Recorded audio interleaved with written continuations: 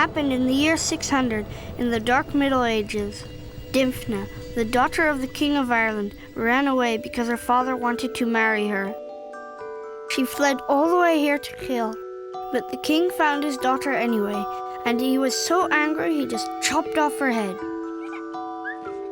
It was all a long time ago, but it's still very important to us here in Geel. I'll tell you something about it.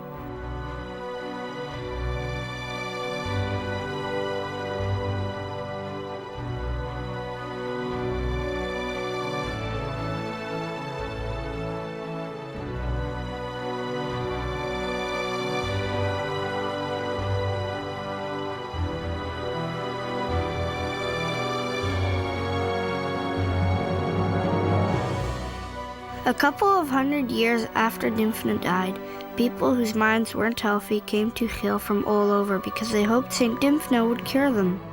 Some didn't want to leave. They were able to stay with people who lived round and about. This family nursing still exists today. Look, there's Jean. He's lived with Frans and Maria for years.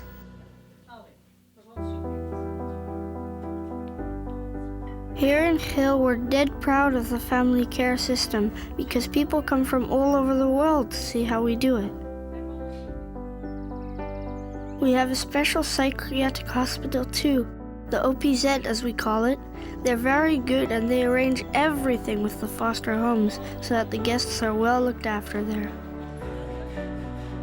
And because everybody has been welcome here for centuries, they started calling Geel the charitable town. We like to make things pleasant here in Geel, so there are lots of clubs, and that's why there's plenty to do all year round. Occasionally we have big sports events, but it's mainly celebrations and festivals. People come from all over the place to enjoy them. A lot of people take part in some of the celebrations, like the Dymphna Days and Geelmania. Sometimes they spend months or years working on it. On the day the whole of Geel comes out to watch, it's really cool. A lot of people also come here because with all the greenery, it's actually quite beautiful. They come here for a walk and visit things and so on. When the weather is fine, there's always a lot of cyclists along the canal too.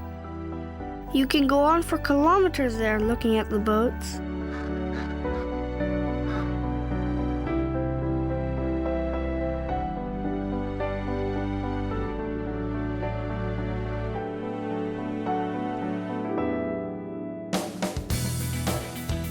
Of course, you mustn't imagine that all the people here do is party and go out to enjoy nature.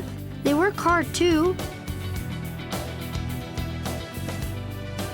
There are a lot of companies here, small ones and very big ones too. They've come here from all over the world. That's partially because we have a motorway, so that everything can be taken to the harbor in Antwerp very quickly. But another thing that's very good is that there's also a big canal alongside it, and a railway line too. That's good for the environment.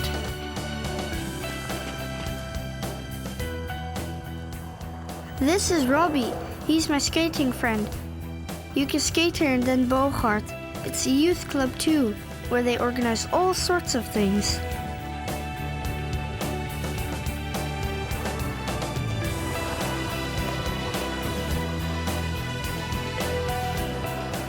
Our mom does a lot of sports too. She goes swimming every week. There's a new swimming pool in Geel with the wild water and all that. It's really cool. You can do any sport you like in Geel. My dad isn't so interested in sport. He's in an amateur theater club.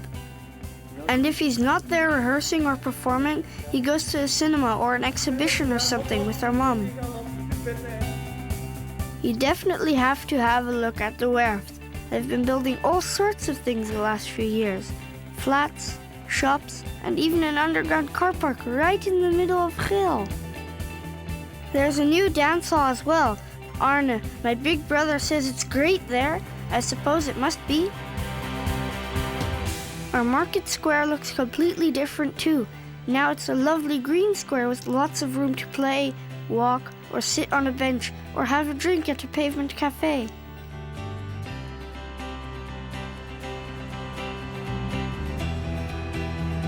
If you want to do some shopping, you don't have to drive very far. We've got all sorts of shops. If you want to go to a big store, you'll have to go to the edge of town.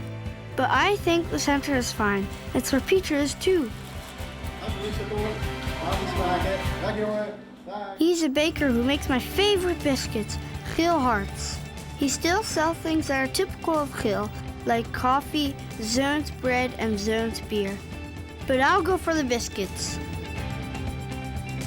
I've already told you that everyone's welcome in Geel, and that's why we have twin towns all over the world too. There people come here frequently, and people from Geel go there, and then they exchange all sorts of things. So, as you can see, there's always something to do in Geel.